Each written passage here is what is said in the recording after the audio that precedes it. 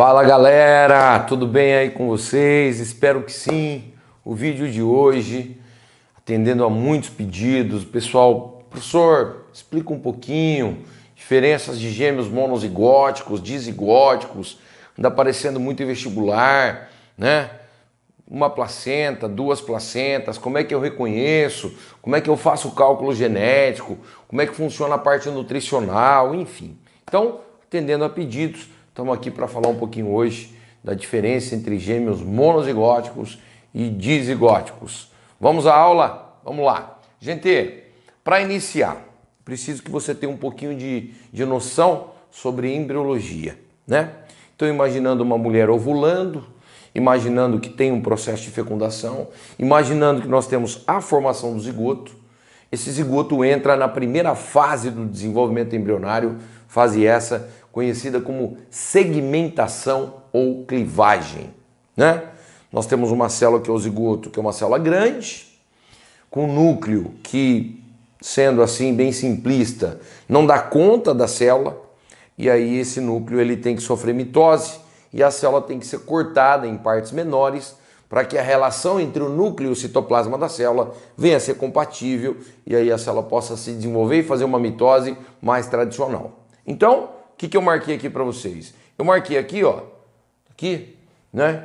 Ó, uma célula que já foi segmentada, um zigoto que já foi segmentado e nós já estamos no estágio de 8 células. Isso está acontecendo na tuba uterina da mulher, depois eu ponho um desenho para você. Então, imaginar aqui que nós temos um ovócito, o espermatozoide veio e fez a fecundação, você veio e formou um zigoto, e esse zigoto então começou a ser cortado. Então, de uma célula eu formo duas, depois eu formo 4, e eu chego no estágio de 8 células, tá? Bom, continua, né? Continua, essa célula ainda continua fazendo mitose, chega no estágio de 16 células. E, geralmente esse estágio é um estágio que chega na fase de mórula, onde nós temos células muito parecidas, células que não sofreram ainda nenhum processo de diferenciação. O termo mórula lembra amora, então é um aglomeradinho de célula lá na tuba uterina da mulher. Depois disso, a gente entra num estágio de 32 células. Você percebe que vai em PG, né? Uma célula, 2, 4, 8, 16. Quando eu chego no estágio de 32 células, os mamíferos formam uma blástula, entre aspas, especial. Uma blástula normal é uma estrutura que ela é oca, ela tem uma camada de célula externa, e ela é oca, essa camada de célula externa é a blastoderme, e esse espaço interno é a blastocélia ou blastocela. Mas no caso dos mamíferos, você tem uma camada de célula externa, mas por lá de dentro nós temos um amontoadinho de célula que vai dar origem ao embrião, que a gente chama de massa celular interna ou embrioblasto. Embrioblasto. E por conta disso, por ser só no mamífero isso, por ser uma blástula especial, a gente chama de blastocisto. Então eu marquei aqui, ó, blastocisto. Você tá vendo? O que acontece? Você está vendo essa camada aqui, ó? Vou até pintar ela meio de verde aqui para você, ó. Ó, essa camada que tá aqui, ó. Tá vendo aqui, ó? Ó, essa camadinha aqui, ó. Ó o nome, ó. Trofoblasto, ó. É ela que vai dar origem à placenta. Tá vendo aí, ó? Ó as camadas aqui, ó, né? Nós temos aqui o trofoblasto. Você fala, professor, e o que é essa blastocélia? É a cavidade interna, né, do blastocisto. E o que está em vermelho aí, que você está vendo em vermelho, que é essa parte que está aqui, ó, essa parte aqui, é a massa de célula interna, que a gente chama de massa celular interna, o embrioblasto. E é essa camadinha que vai dar origem ao embrião. Quando geralmente nós temos um estágio como esse, o embrião ele se fixa na camada muscular interna ali do útero, chamado endométrio, e acontece o que nós chamamos de nidação. Nidação é a fixação do embrião lá no endométrio. Você quer ver como é que funciona isso? Ó, dá uma olhada. Tá vendo? Nós temos aqui um ovário, olha lá, ó, né? Eu tô mostrando aqui, ó, ovulação, ó, tá vendo? Ovulação.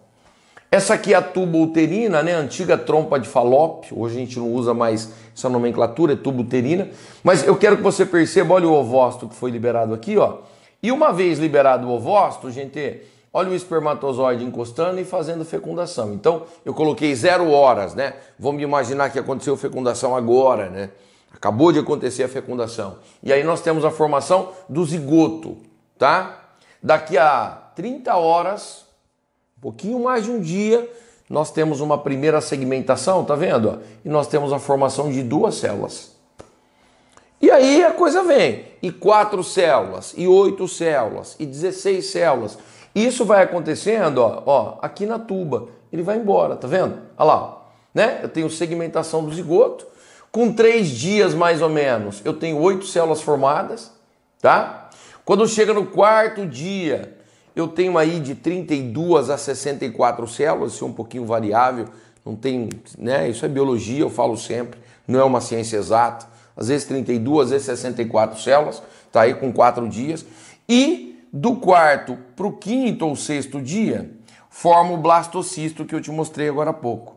E esse blastocisto aqui, ó, é ele que vai fazer a nidação. Olha lá a nidação. Você tá vendo? Ele encosta no endométrio, essa camada aqui, o endométrio, né? Ele encosta, ele libera enzimas, ele cava o endométrio, ele faz um buraquinho, se fixa e as células começam a fazer mitose para dentro, enraizar. E aí a gente tem a formação, o início da formação da placenta. Se você olhar aqui, ó, né? Essa nidação aqui, ó, eu puxei ela aqui. Tá vendo? Esse que você tá vendo aqui é o blastocisto. Tudo isso aqui, né? E aí isso aqui é o trofoblasto, essa camada externa. Olha o trofoblasto aqui, ó. Tá vendo que ele tá enraizando, ó? Ele tá enraizando no útero. Ó, isso aqui é o endométrio, ó. Ele tá se fixando no endométrio. Ele tá se multiplicando em direção ao endométrio. Você percebe? Olha lá, formando essas vilosidades. E isso aqui, ó, é uma massa que é o embrioblasto que vai dar origem ao embrião. Você compreende? E o todo é o blastocisto. Apesar da setinha estar aqui assim, aqui é o todo, né? É o blastocisto. O embrioblasto aqui. Então, essa massinha aqui vai virar um embrião. O trofoblasto são essas células que estão aqui externas, né? Onde bate no endométrio começa a formação da placenta. E o tempo passa e eu tenho um desenho como esse. Tá vendo aí? Né? Dá uma olhada aqui. Achei esse desenho fantástico. Aqui você consegue ver tudo muito bem visto, né?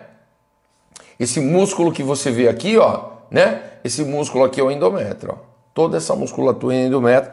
Isso é o colo do útero, né? Aqui embaixo assim vai estar a vagina. Eu quero que você perceba que toda essa área aqui, ó, tá vendo? Parece uns dedinhos colocados aqui, ó. Isso é a placenta, né? Esse é o cordão umbilical. Nós temos 2 anexos embrionários que ficam atrofiados e passam pelo cordão umbilical, olha. Um é o saco vitelínico e o outro é o alantoide, né? No animal ovíparo isso é muito bem desenvolvido. Eles passam por dentro do cordão umbilical. O saco vitelínico, a função principal dele é armazenar vitelo. Você sabe disso.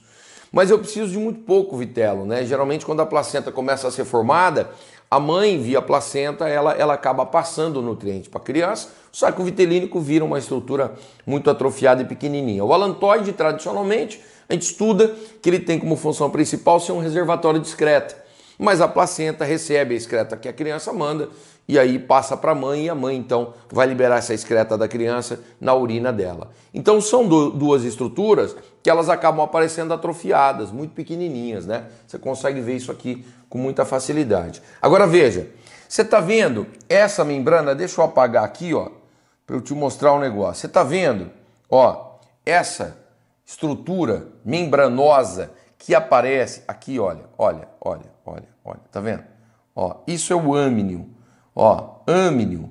O âmnio, ele libera líquido amniótico. Você tá vendo que a criança, toda essa parte que você vê aqui, ó, tudo isso é líquido amniótico, ó, tá? Olha lá, cavidade amniótica que fica entre o âmnio e o embrião e essa cavidade amniótica tá cheia de líquido, né? A criança é protegida contra choques mecânicos, mas o mais importante do líquido amniótico é não deixar a criança desidratar, né? Esse líquido acaba entrando aqui pela narina, chega no pulmão da criança. A criança, quando nasce, ela tem líquido na região pulmonar, ela está respirando, né, via cordão umbilical, tudo direitinho, né? E o córion, gente, o córion, deixa eu até mudar de cor aqui, ó. Eu vou pegar um verde aqui, ó.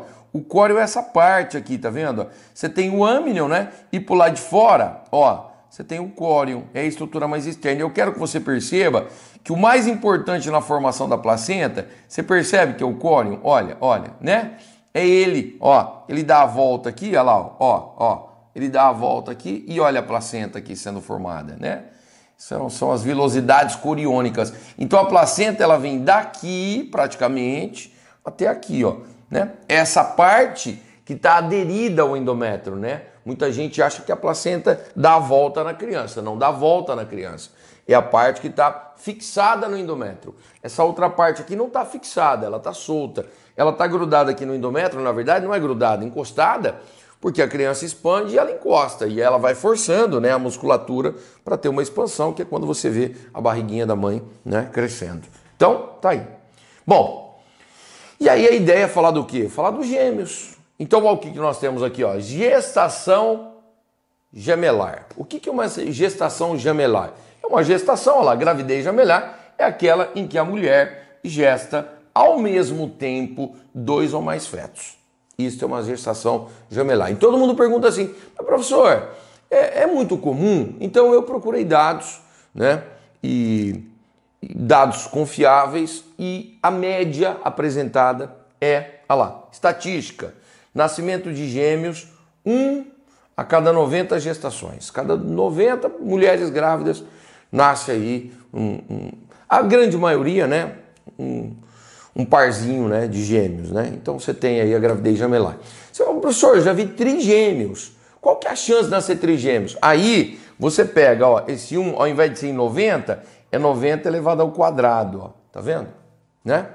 Então a chance é como se você tivesse gêmeos uma vez e outra vez, né? Então tem que elevar ao quadrado, 90 vezes 90. Então, chance obviamente muito menor. Se eu pegar quadrigêmeos, ó, 90, ó, elevado ao cubo, né? Se eu pegar um quíntuplo, é 90 elevado à quarta, e assim vai, né? Então a chance obviamente vai ficando cada vez menor. Mas gêmeos mais tradicionais, 2 crianças nascendo da mesma gestação, o dado é esse.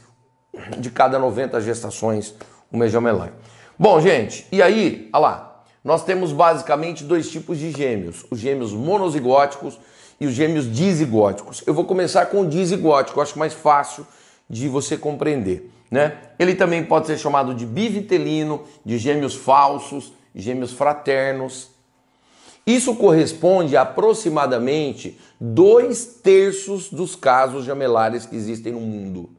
1/3 é monozigótico, 2/3 dizigóticos. Então nasce bem mais dizigótico do que monozigótico. Tá aqui, ó, 2/3, tá? E aí, olha lá, existe uma tendência familiar para a repetição de gêmeos dizigóticos. Muita gente pergunta assim, professor, é verdade que é genético? É verdade que é genético o dizigótico. O dizigótico tem comprovações, estudos que mostram que existe uma tendência genética na família de você ter gêmeos dizigóticos. E tem até um dado muito interessante, dá uma olhada, ó. Casos primogênitos, os primeiros filhos de um casal, tá? Forem gêmeos, ó, a repetição de gêmeos tem 5 vezes mais probabilidade de ocorrer na gravidez seguinte do que na população em geral. Você imagina, hein? Você que está me assistindo? De repente você vai lá e grávida de gêmeos, nascem gêmeos. E de repente você vai tentar ter filho de novo. A chance de ter filhos gêmeos novamente, ela é 5 vezes maior do que na população em geral. Então, cuidado com a crise que nós estamos hoje, né, gente? Hã? Tá aí. E aqui eu coloquei, ó, o gêmeo dizigótico é resultante da fecundação de 2 óvulos por espermatozoides diferentes. Você sabe que as pesquisas mostram que o número de gravidez gemelar dizigótica, ela aumentou muito nos últimos tempos. Por quê? Muita gente com dificuldade em engravidar e usando muito hormônio para estimular a ovulação. E muitas vezes o hormônio passa da taxa ideal e a mulher tem poliovulação. Ou muitas vezes a poliovulação é feita de forma proposital mesmo, né? Para se coletar muitos ovócitos, fazer a fecundação in vitro ou tentar de forma natural, né, a engravidar, mas estimulado por hormônios. Só que o hormônio muitas vezes fez com que a mulher tivesse uma poliovulação. E ao ter uma poliovulação, então cada ovócito desse vai ser fecundado por um espermatozoide, cada um vai virar um embrião, cada uma criancinha, eu vou ter gêmeos dizigóticos, né? Então, olha lá, pode eu não apresentar o mesmo sexo, eu posso ter, tá vendo aqui? A simbologia que a gente representa, né? Em heredogramas, em árvore genealógica, quando a gente puxa um tracinho assim, quer dizer, é uma gravidez, né? E dessa gravidez eu abro esse pêndulo aqui, e aí eu tenho então duas crianças. Nesse caso são duas meninas, né? Aqui eu fiz uma representação com dois meninos e aqui tem um menino e uma menina. A ordem aqui não interessa, tá? Mas tá aí. Então o dizigótico pode acontecer qualquer coisa desse tipo. Se você se deparar com um exercício de genética onde aparece gêmeo dizigótico, o que você tem que fazer? Como cada um veio de um óvulo, cada um veio de um espermatozoide, no momento de você fazer o cálculo probabilístico, por exemplo, qual é a chance dessa criança aqui nascer com uma anomalia que de repente tenha na família e tal? Você vai cruzar os pais e vai calcular esse. E esse aqui, você tem que fazer um outro cálculo, porque eles vieram de óvulos e espermatozoides diferentes. Então são crianças geneticamente diferentes, né? Pode essa ter anomalia e essa também? Pode. Pode aquela não ter e essa ter? Pode. E o contrário? Pode. Então tudo pode acontecer, cada um é cada um. Você não pode usar um cálculo só para os dois, tá bom? Então isso é um macete aí bem importante em genética lá. E com relação aos anexos embrionários, veja bem o que eu estou colocando aqui para vocês. Ó, nós temos aqui 2 amnions, 2 córions, tá vendo? Eu vou mostrar para o seu desenho, te mostrei agora há pouco o que era o amnion, né? Produz o líquido amniótico. Você vai ter também 2 córions formados, e olha lá. Os córions e placentas podem ser divididos, tá vendo? Vamos dar uma olhada? Ó, dá uma olhadinha aqui. Eu fiz uns esquemas bacanas aqui para que você possa verificar. Olha que legal. Tá vendo aqui, ó? O que está acontecendo nesse caso, ó? Aqui você tem uma placenta, tá vendo? Ó, essa é uma placenta, aqui é outra, né? Eu tenho aqui 2 placentas, eu tenho 2 sacos coriônicos, olha, tá vendo? Esse rosinho aqui, ó, é o córion, é o saco coriônico, né? E aquela linhazinha que tá pro lado de dentro é o amnion, tá? Então também tem 2 amnions. Se você olhar aqui, olha lá, eu peguei um trecho aqui, ó, né? Aqui, ó, olha os 2 córions, né? Ó, é essa parte aqui, ó. Aqui tem um, aqui tem outro, ó, né? Então são 2 córions. O azulzinho é para representar o amnion, tá? São 2 amnions, são 2 placentas, as placentas estão separadas. Esse é o gêmeo dizigótico. Agora, olha o que pode acontecer. Eu posso ter aqui uma junção, uma fusão. Você percebe aqui, ó, né? O que aconteceu? Eu fundi. É como se eu pegasse aqueles 2 desenhos e os embriões fizeram uma implantação no endométrio tão próxima que eu acabei tendo uma fusão. E aí, eu quero que você perceba que isso aqui, ó, acabou virando uma coisa só. Você tá vendo? Ó? Isso aqui acabou virando uma placenta só. As placentas ficaram fundidas. Você não tem aquela divisão, ó, como nós tínhamos aqui, né? Direitinho aqui, um espaço no meio entre os dois, ó. Você tá vendo que fundiu, né? Então elas são 2 placentas mais fundidas, né? Estão aí fundidas, né? O que acontece aqui, eu continuo tendo 2 amnions, né? Porque o amnion é a partinha mais internazinha aqui, ó, tá? É a membrana que está passando aqui pro lado de dentro, ó, bem internamente aqui, tá?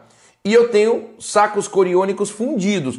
O córion vem aqui, assim, né? Ó, o córion vem aqui, esse grosso, ó, né? Aí ele fundiu aqui, ó, virou uma coisa só, tá vendo? Né? Aqui eu tinha 2, né, gente? Ó, aqui eu tinha um desse lado aqui e um desse lado aqui, ó, tá? E aqui virou uma coisa só, ele foi fundido. Então, isso acontece em gêmeo dizigótico. Gêmeo dizigótico. Vou ampliar aqui para você poder dar uma olhadinha com bastante critério, olha, tá vendo? Olha como é que ficou, né? Vamos pegar esse aqui, olha lá, ó, bem separadinho, né? E depois você tem o outro que já está mais fundido, ó, olha lá, né? Tá aí, ó. Tá bom? Então é isso, gente. Esse seria o gêmeo dizigótico. É assim que... Lembrando, hein? Cada um tem o seu cordão umbilical, você viu no desenho. Cada um tem seu saco vitelínico e seu alantoide, você viu no desenho. Mas são atrofiados, né? Eu não tenho um cordão umbilical para os dois. Você viu que cada um tem o seu. No caso dos gêmeos monozigóticos, gente, a coisa já muda um pouco de figura. O gêmeo monozigótico, também chamado de univitelino idêntico, eu coloquei aqui a foto, né, de gêmeos monozigóticos, ó, aproximadamente 1/3 dos gêmeos é monozigótico, 2/3 di, 1/3 mono, e o que acontece, olha lá, não existe uma tendência familiar para gêmeos monozigóticos. Os estudos mostram que isso é uma situação que acontece durante o desenvolvimento embrionário, teoricamente, pelo menos até aqui, aleatória, que não existe uma tendência genética para esse tipo de coisa. Então, se tem na sua família casos de gêmeos monozigóticos, teoricamente, foi uma coisa que aconteceu ao acaso, pode acontecer com qualquer um, a chance é relativamente baixa, mas bem mais baixa, né? Bem menor que o dizigótico, e sem tendência genética. O dizigótico tem. E resultante da fecundação de um óvulo só por um único espermatozoide. É um óvulo, um espermatozoide, e durante o desenvolvimento embrionário eu vou te mostrar que esses gêmeos monozigóticos eles podem aparecer de duas formas diferentes. São duas situações diferentes que podem levar ao aparecimento de gêmeo monozigótico. Duas situações. Eu vou te mostrar que uma é mais comum, ela vai acontecer em 65% dos casos, e a outra é um pouco menos comum, acontece em 35% dos casos. E aí, dá uma olhada, olha lá, ó, são do mesmo sexo, obviamente, geneticamente eles são idênticos, tá? E fisicamente são muito parecidos, né? Por que eu digo muito parecidos? Porque depois que nasce, as coisas mudam, né? Então, o que come, o que bebe, se faz exercício, se não faz, fatores epigenéticos, muitas coisas vão acontecendo e aí eles vão ficando assim com algumas diferenças, né? Mas olhando a grosso modo, você vai perceber, tá na cara, né? A fisionomia geral é uma fisionomia muito parecida, tá? E aí, dá uma olhada aqui, ó. Olha o símbolo que eu uso aqui quando eu vou trabalhar com gêmeos monozigóticos. Quero que você perceba, bom, primeiro, né? São obrigatoriamente do mesmo sexo. E você percebe que essa linha aqui, que eu estou fazendo a junção aqui, ó, você percebe? Né? Eu estou unindo os dois. Eu estou fazendo um triângulo, né? Tá vendo? O triângulo. Esse triângulo que eu estou fechando, ele só pode ser fechado se forem gêmeos monozigóticos.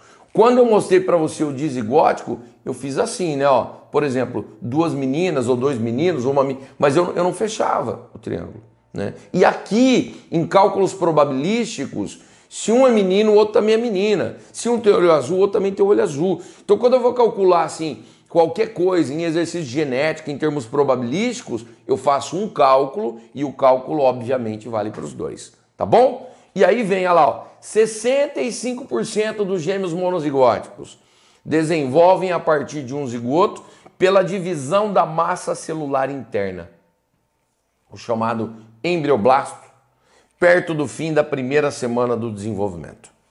Então, eu fiz questão de, no começo da aula, te mostrar um pouquinho de êmbrio, te mostrar o blastocisto, o trofoblasto por fora e a massa celular interna, o embrioblasto. Então, 65% dos casos, eu tenho uma massa celular interna, eu tenho um embrioblasto. E, de repente, esse embrioblasto se divide e eu passo a ter 2. Né? Era para ser uma criança e houve uma divisão no embrioblasto e eu acabo, então, formando 2 crianças que, na verdade, era para ser uma única. 65% dos casos, as coisas funcionam assim. E quando isso acontece, dá uma olhada, eu vou ter âmnio separado, cada um vai ter o seu âmnio, Eu vou ter, entretanto, um único saco coriônico, um saquinho que vai estar passando em volta dos dois, mas cada um vai ter o seu âmnion, e vou ter uma placenta comum, uma única placenta para poder abastecer os dois. Você fala, puxa, eu queria ver um esquema, eu vou te mostrar. Tá vendo aí, ó? Olha lá, olha lá. Ó, dá uma olhada, ó o saco coriônico que é essa estrutura, você tá vendo ele passando? Deixa eu mudar a cor aqui, senão fica difícil de você enxergar. Deixa eu colocar um laranja aqui, ó. O saco coriônico é esse aqui, que ele dá a volta, ó, tá vendo? Ele dá a volta, ó. Né? Você tem um saco coriônico para os dois. Perceba que a placenta vem daqui até aqui, ó, a placenta está fundida, tá? Cada um, obviamente, tem o seu cordão umbilical. E o âmnion, eu vou colocar ele em verde aqui para você, ó, é essa membrana interna aqui, ó, tá vendo? Esse tem o seu âmnion e esse tem o seu âmnion, tá? Olha lá, placenta tá única, né? Juntou a placenta aqui, ó. Tá? É uma coisa só. Tá aí. E eu coloquei, veja bem, né, o que eu quis mostrar aqui, né?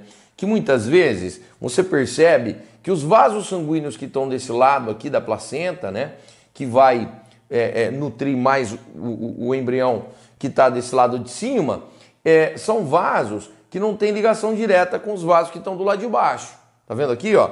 Né? É uma placenta única, mas o vaso que está aqui não está ligado ao vaso que está aqui. Mas, em algumas vezes, acontece anastomose. Esses vasos se fundem e viram uma coisa só. Tá vendo aqui, ó? Continua sendo uma placenta única como era aqui, ó. Olha lá, né? Olha lá, anastomose dos vasos placentários, ó. Tá vendo, ó? Ó os vasos placentários, viram uma coisa só, tá? Então isso também pode acontecer. Pode ficar separado, como pode ficar unido. Tá? Isso em 65% dos casos. Dividir o embrioblasto. Só que eu tenho aqui, ó, em 35% dos casos de gêmeos monozigóticos, ó, começa a se desenvolver no início da primeira semana, resultante da separação dos blastômeros nos estágios de 2, 4 ou 8 células. Lembra que você tinha o zigoto, ele começava a segmentar? Segmentou, forma 2 células, são blastômeros. Depois 4 são 4 blastômeros. 8 são 8 blastômeros. Então o que pode acontecer nesse início do desenvolvimento? As células podem se separar. Elas vão ficar compactadas, né? Existe um muco aí, uma compactação entre elas, e de repente a coisa não acontece da forma que tem que acontecer. A biologia tem muito isso. E acaba então separando os grupos, e aí cada grupinho de célula dessa vai continuar o seu desenvolvimento e vai dar origem a uma criança, né? Isso é menos comum. Isso acontece em 35% dos casos. Olha lá, cada grupo de célula, nós vamos chamar de blastômero, tá vendo? Dará origem a um blastocisto, que se implanta separadamente no endométrio e desenvolve a sua própria placenta. Então, nesse caso, você não vai ter uma placenta só, né? Porque a divisão, ela foi muito precoce. E aí você forma 2 montinhos de célula. Cada um implanta, cada um forma a sua placenta, obviamente, né? Porque implantaram em pontos diferentes, né? Tá aí. Olha lá, as placentas podem permanecer separadas ou pode até fundir. Ou seja, implantou, formou a placenta, ela vai crescendo separado, mas se tiver relativamente próximo, pode acontecer de uma encontrar com a outra e fazer uma fusão, né? Você pode ter esses 2 caminhos. Dá uma olhada aqui, ó. Tá vendo aí, ó? Né? Esse aqui implantou, ó a placenta dele aqui. Esse aqui implantou, ó a placenta dele aqui. Tá vendo? Ó o saco coriônico desse, ó o âmnion por lá de dentro. Esse aqui tem um saco coriônico, ó o âmnion por lá de dentro, né? Então eu tenho 2 córions, 2 âmnions, 2 placentas, mesmo um gêmeo monozigótico. E geralmente o aluno ele quando vê assim, ele já pensa no dizigótico, né? Ele não pensa que o monozigótico pode ser assim. Você que é vestibulando, um esquema como esse aqui, ele te atropela, né? Se você não está assistindo uma aula dessa, viu o gêmeo monozigótico, o dizigótico meio por cima assim, e não sabe que isso aqui pode acontecer, o bicho pega um pouquinho, tá? E aqui, ó, eu fiz fundindo, tá vendo, ó, né? Ficou muito próximo, ó, tá vendo? Fez uma fusão. Aí eu tenho uma placenta só, ela acabou unindo, né? Houve aqui uma fusão, esse espaço aqui ele desapareceu, olha lá. E aí virou, ó, tá aqui, ó, uma situação onde você tem, ó, esse saco coriônico aqui, ó, dando a volta, né? Cada um tem um âmnion, que é a parte interna, ó, esse tem um âmnion dele, esse tem um âmnion dele. O cordão umbilical sempre, né? Independente se é monozigótico ou dizigótico, a coisa vai acontecer assim, tá? Bom, e eu coloquei algumas situações incomuns. Veja bem o que eu marquei aqui, ó. Ó, dá uma olhadinha aqui, ó. Em casos incomuns, a divisão das células embrionárias acontece na 2ª semana depois do saco amniótico ter se formado. Então formou o saquinho amniótico, tá tudo já, né? O saquinho formado, o âmnion começando a ser liberado e tudo, e de repente você tem uma divisão na célula. E ela já é um pouco tardia, né? Porque você tem um âmnion e você vai ter as 2 crianças que vão estar presas no mesmo âmnion. Você não tem como separar mais, né? Então veja, olha quando isso acontece, ó, 2ª semana, né? Então já é uma coisa bem tardia. E aí, ó, ambos os embriões se desenvolvem no interior da mesma cavidade amniótica, ficam dentro, ó, de um saco amniótico, de um saco coriônico. Então você vai ter um saco coriônico, você não vai ter 2 saquinhos. Você vai ter um saco coriônico, obviamente só. Você vai ter um âmnion, uma cavidade amniótica e os dois vão estar ali, juntos, próximos. Olha aí, ó. Raramente nascem vivos. Isso é um problema muito sério. Muitíssimo sério. Porque, ó, cordão umbilical quase sempre estão enredados. O que é enredados? Muito próximos. Muitas vezes o cordão umbilical ele vem às vezes e depois ele bifurca para abrir 2. Muitas vezes um é mais irrigado, outro é menos irrigado. Isso atrapalha às vezes o desenvolvimento, desenvolve mais um do que o outro. Então um cordão umbilical acaba influenciando o desenvolvimento do outro. Essa proximidade exacerbada, isso atrapalha muito. Pode acontecer de nascer, mas não é fácil. É onde, ó, circulação muitas vezes acaba ficando interrompida. Às vezes um morre e o outro se desenvolve, a gente diz que um vira parasita do outro. Você quer ver? Olha só esse esqueminha que eu mostrei aqui, que eu fiz aqui para vocês. O que nós temos? Imagine que você tem um zigoto, começou a segmentação, olha lá, 2 células, e ó o blastocisto, aqui embaixo é um blastocisto, ó, tá vendo? E aí no mesmo blastocisto, olha lá, 2 massinhas, né? E de repente, ó a implantação, ó o que está acontecendo aqui. Você consegue reparar no desenho? Olha que implantação, olha a formação dessa única placenta, olha o embrião se desenvolvendo aqui, eu puxei, ó, tá vendo? Olha a cavidade amniótica em formação, né? Divisão do disco embrionário aqui, ó, eu vou dividir, de um lado vai formar uma criança, do outro lado vai formar outra, e aí o âmnion está em formação. Olha o que pode acontecer, eu tenho 3 situações.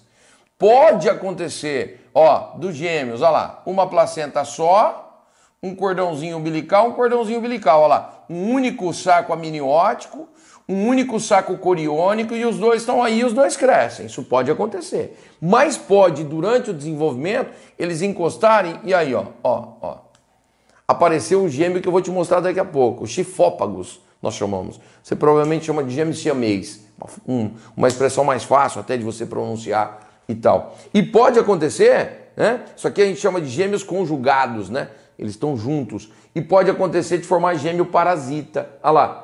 Por quê? Porque você tem um cordão umbilical que vai estar mais estruturado que o outro. Então ele recebe mais nutriente do que o outro. Um se desenvolve, o outro vai atrofiando. Né? É como se ele estivesse parasitando o outro. Então acabou ficando essa nomenclatura. Dá uma olhada aí. Deixa eu ampliar aqui para você ver esse desenho, que eu achei que ficou bárbaro esse desenho. Isso aí depois tem como você imprimir. Aí, tá vendo? Ó, né? Os 2 embriões estão aí. Olha lá, né? Os 2 estão unidos.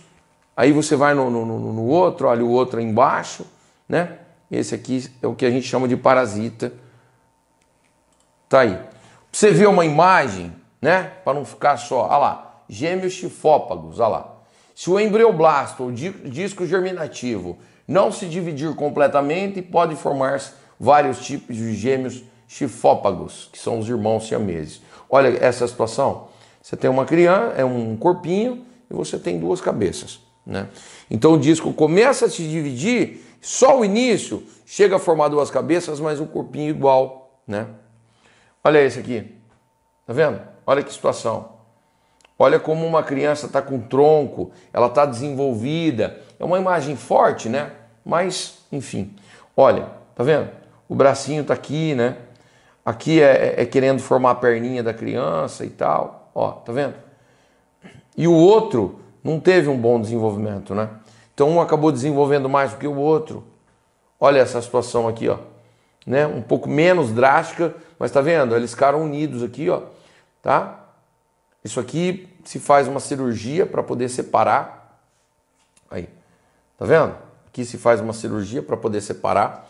Muitas vezes é indicado que a criança cresça um pouquinho mais, muitas vezes essas cirurgias são feitas em várias etapas, né? Muitas vezes não dá para fazer uma cirurgia só, né? Nós tivemos há pouco tempo aqui no Brasil uma situação como essa, mas eles eram unidos pela cabeça, né? E foi feito na USP em Ribeirão, uma equipe grande de médicos, muitas cirurgias, muitas sessões, né? As crianças tiveram que ficar em Ribeirão durante um bom tempo e foi gradativamente separando até que conseguiram separar completamente, né? Então, mas tá aí, é assim que funciona esse tipo de gêmeos. E eu espero que você tenha curtido muito a aula, esse é um assunto muito interessante, muito legal, né? Dá vontade da gente aprender, isso pode cair para você na forma de uma questão de reprodução, uma questão de êmbrio, uma questão de genética, enfim. Espero que isso tenha ficado claro para você, tá? E dá uma força sempre pra gente, deixe seu like, deixe seu comentário, compartilhe com os amigos, vestibulando, as pessoas que tenham interesse, não precisa ser só vestibulando, saber como é que funciona, às vezes tem casos na família, não sabe exatamente como é que isso funciona, né? Mostre a aula aí, que a gente vai ficar muito grato. Combinado? Espero na próxima aula. Muito obrigado e valeu. Até mais.